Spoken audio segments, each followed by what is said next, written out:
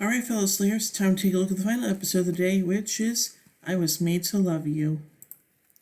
Buffy's working out at the Magic Box training room, pounding at Xander while he's wearing a large bodysuit. She vents to Giles about her problems with Spike, as Xander consoles the Slayer about her love life, playing with Hellmouth for her not being able to find a decent guy. Meanwhile, a young woman arrives in Sunnydale, searching for true love. The next day, in the Summers residence, Joyce prepares for a date with a man named Brian with the help of Buffy and Dawn. Walking together, Anya and Tara discuss the internet and Anya's knowledge of online stock trading and websites. The young woman approaches them, asking if they know where Warren is. When the girls can help her, she moves on to another person and asks the same question. That night, Buffy, Xander, Anya, and Tara and Willow attend UC Sunnydale's spring break party. After dancing with Xander, Buffy sees Ben and catches his attention. They chat briefly, and Buffy asks Ben to dance. The young woman arrives at the party, still searching for Warren. He happens to be at the party and escapes with the state before the woman discovers him. The woman questions the people at the party, say that Warren is her boyfriend and he lost her. Spike approaches Buffy while she's alone, but she tells him off before Ben returns. Ben offers Buffy his number for a possible coffee date and doesn't change his mind when Buffy warns him of her bad history. After seeing Buffy with Ben, Spike goes on to hit on the woman, April, but his suggestive comments anger her, and she throws him through a window. Both amused by Spike's pain and shocked at April's behavior, Buffy tries to talk to her, but April throws her aside and leaves. Later, the gang quickly deduces that the woman is a robot. While they don't view her as an immediate threat, they do realize that they have to track down Warren and get him to the robot before someone less durable than Spike crosses her. Buffy returns home, and Giles suggests he not watch Dawn alone anymore because he can't take much more exposure to the habits of a young teenager. Joyce returns from her date in a good mood. April goes door to door searching for Warren's residence. Willow finds her computer, Warren mirrors, and the house where he could be living. The gang talks about Warren and how he made the robot to fill a void in his life. Buffy finally calls Ben, and the phone rings at Glory's place. Glory morphs to Ben to answer the phone, and a date is made for coffee. Warren rushes to get packed to move away with his current girlfriend, Katrina, but she doesn't understand why. Buffy shows up at Warren's in search of answers relating to April, and Katrina walks out, upset about being kept in the dark. Warren reveals to Buffy that he made April to be the perfect girlfriend, but he quickly grew bored with how predictable and easy things were with her. He then met and fell in love with Katrina, and, instead of breaking up with April, he left the robot in his dorm room to let her batteries run down. Buffy asks if April's dangerous, and Warren tells her that she's only programmed to be in love with him. Buffy understands his answer as a confirmation. Meanwhile, the Scoobies are meeting at the Magic Box. They receive a visit from Spike, who receives open hostility from them. Spike gives an embellished version of what happened with Drusilla, claiming that he and Buffy actually worked together to fight her off, and anything he said tinted an attraction to Buffy was accidental.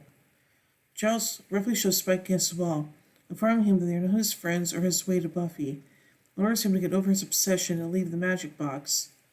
After a brief hesitation, Spike gives in and departs. Katrina encounters April at a park, and the robot forces Katrina to admit that Warren is her boyfriend. Buffy and Warren arrives, and he tells April he can't love her, but he directs the blame to Buffy.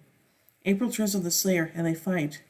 Buffy damages April's electrical work, and the robot finally stops. Buffy stays with April, talking to her about relationships until the robot's batteries run down.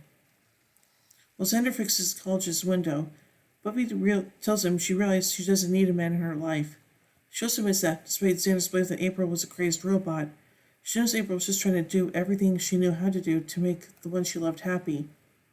Buffy leaves a message for Ben on his answering machine, canceling the date, which Glory listens to instead. Spike confronts Warren in his home about making a robot for him based on Buffy. Warren refuses, but Spike won't take no for an answer. Buffy returns home to find that Joyce has been sent flowers from Brian. She goes with her upstairs to see if Donnie's picking up. Receiving no answer, Buffy heads to the sitting room and asks what Joyce is doing. Seeing her mother laying on the couch with open eyes, Buffy quietly asks again for her mom. Oh boy. So now let's take a look at some continuity surrounding this episode. Xander tells Buffy that the Hellmouth is a pretty terrible place to build a relationship. In I, Robot You Jane, they joked about being doomed to never find a happy, normal relationship. Buffy considers laughing at a man's jokes to make them like her and exaggerates her laughing when talking to Ben, a tactic Cordelia used to Reptile Boy. Buffy remarks she had exactly two boyfriends and both of them left town. Angel Graduation Day Part 2 and Riley in Into the Woods. This line also presumably meant that Buffy does not consider other men she has short relationships with to be real boyfriends, including Scott Hope, who she dated in Faith, Hope, and Trick, Beauty and the Beast, and Homecoming. This episode marks the first appearance of Warren Mears, who returns as a recurring character in Flooded. Katrina Sills introduced this episode. She'll return in the episode Dead Things. Buffy tells Ben, again with the non-medical clothing, referring to the previous encounter in which she told him, "I'd be the guys do without your hospital scrubs." Ben warns Buffy that he's not really good with dancing. Riley has the same conflict when attempting to flirt with Buffy in the initiative. Angel would declare twice that he doesn't dance. After the encounter with April, Buffy says she's sided with super strong little women who aren't me, a reference to her previous encounters with Glory in No Place Like Home and Blood Ties. When Xander notices the women staring at him for his opinion of sex box, he says he misses Oz, who was part of the Scoobies until the episode Innocence, and until his departure in Wild at Heart. Willow says that when people get lonely, it seems easier to have someone around, even someone you made up. Erect, after Tara leaves her, Willow magically fills up Tara's clothes to hug her. Hearing about the arrival of a robot, Dawn mentions Ted and says she always thought there could be more of him, referring to fabricated memories from the events of the episode Ted. The Scoobies are aware of Spike's crush on Buffy, which she found out about in Crush. Spike also mentions him and Buffy fighting off Drusilla in the same episode. Spike orders for more in a robot in Buffy's likeness. The Buffy bot will be ready in intervention. Joyce dies of a brain aneurysm, her death confirmed in the next episode, The Body, which continues moments before the end of this one. Joyce's illness was first hinted with headaches in The Replacement and No Place Like Home. A tumor discovered in Shadow and surgically removed in Listening to Fear, and her health apparently recovered in Into the Woods.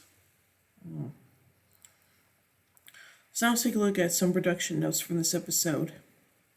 When questioned about the rumors that Britney Spears was originally intended to appear in this episode, Joss Whedon answered, "She wasn't, but they told us she might." And I said, "Britney wants to do the episode. Samuel L. Jackson wants to do the show. We got that one time too. Eventually, I just stopped believing it. So we did hear that possibly Britney wanted to be in the show. We had never seen her act at all.